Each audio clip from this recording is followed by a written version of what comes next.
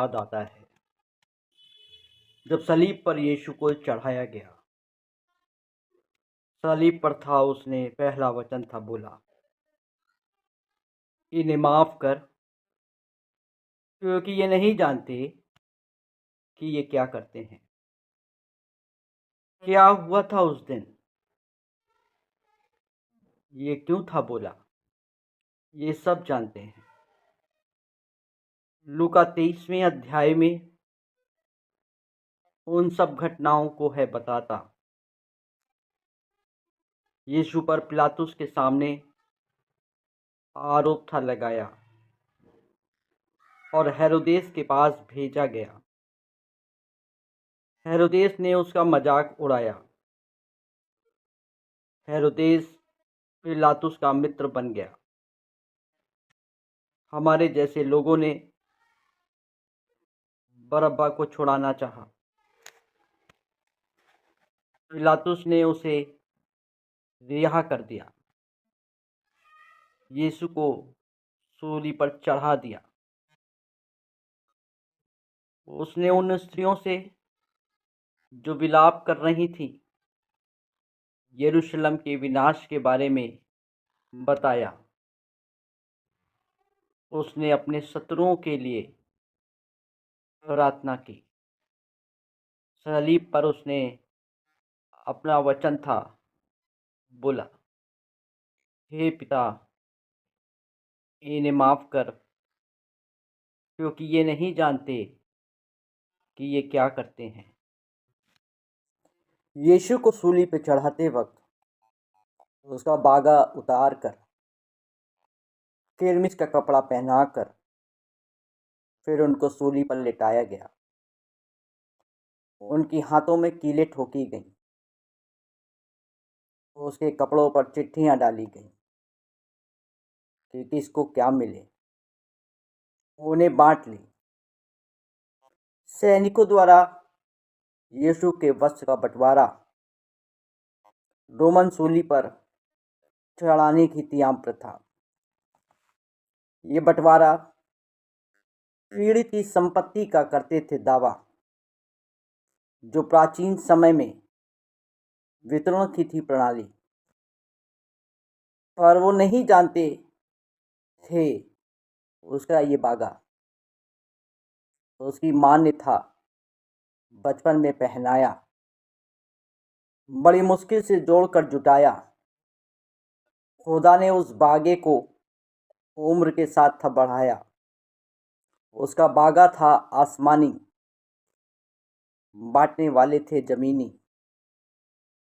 जो सैनिक की निर्दयता और भविष्यवाणी को है बताता, जिन्हें ऊपर से देखकर मसीह ने नीचे वालों और दुनिया का पहला पैगाम दिया, हे पिता, इन्हें माफ कर, क्योंकि मसीह सब कुछ जानता था।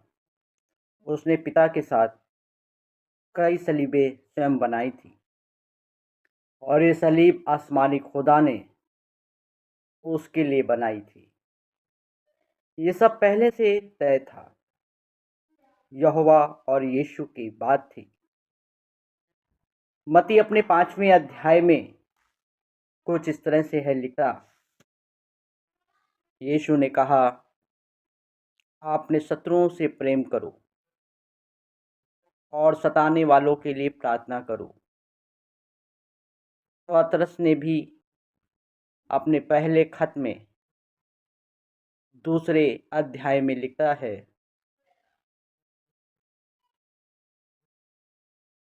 जब उस पर निंदा की गई तो उसने पलटा नहीं लिया, दुख उठाया, धमकी नहीं दी। यूहन्ना 19वें और भजन का दाऊद 22वें में यह फरमाता है, हर सैनिक ने अपने लिए उसके वस्त्र को 4 भाग में बांट लिया। जो बागा बिना जोड़ का था, ऊपर से नीचे तक एक ही टुकड़े में बुना था।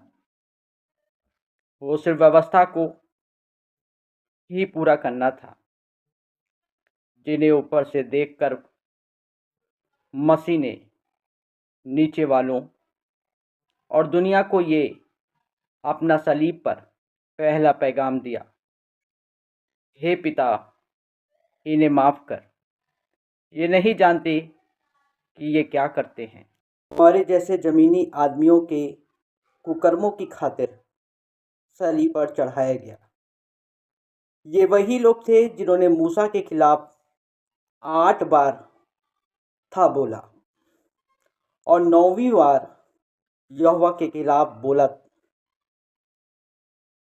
जबकि यहोवा ने ही मूसा के द्वारा इन्हीं लोगों को दासत्व से छुड़ाया था। ये हमारे जैसे लोग थे जिन्होंने मन्ना और बटेरें खाई थी। भूल चुके थे ये वही मूसा है। दासत्व के सांप के काटने का इलाज ऊंचे पर पीतल के सांप में था लगाया और यहोवा के बेटे को भी ऊंचे पर गया चढ़ाया। यीशु जानता था कि ये वही लोग हैं जिन्होंने यहोवा का तिरस्कार था किया। क्यों कर ये मेरा न करेंगे? जमीनी खुदाओं ने चिट्ठियां डालकर खुदा के खौफ का माहौल था उड़ाया, जिन्हें ऊपर से देखकर मसीह ने नीचे वालों और दुनिया को ये सलीब पर पहला पैगाम दिया। हे पिता, इन्हें माफ़ कर, क्योंकि ये नहीं जानते कि ये क्या करते हैं। इस ज़माने की तरह उस ज़माने के लोग भी तिरस्कार करते थे। अपने स्वार्थ के लिए अपना ईमान बेचते थे। कैफा हो या यहूदा हो या हो जबूद, ये सब यीशु के खिलाफत की श्रेणी में आते थे। उनके चेहरों में पौलुस की 12 बातें कहीं न कहीं शुमार होती थीं, जिनके बारे में पौलुस गलतियों की सभा को है बताता।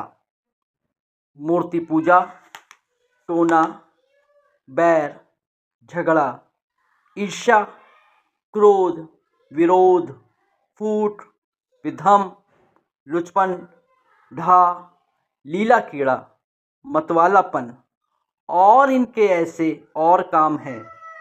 इनके विषय में मैं तुमको पहले से कह देता हूँ, जैसा पहले भी कह चुका हूँ, ऐसे ऐसे काम करने वाले परमेश्वर के राज के वारिस ना होंगे।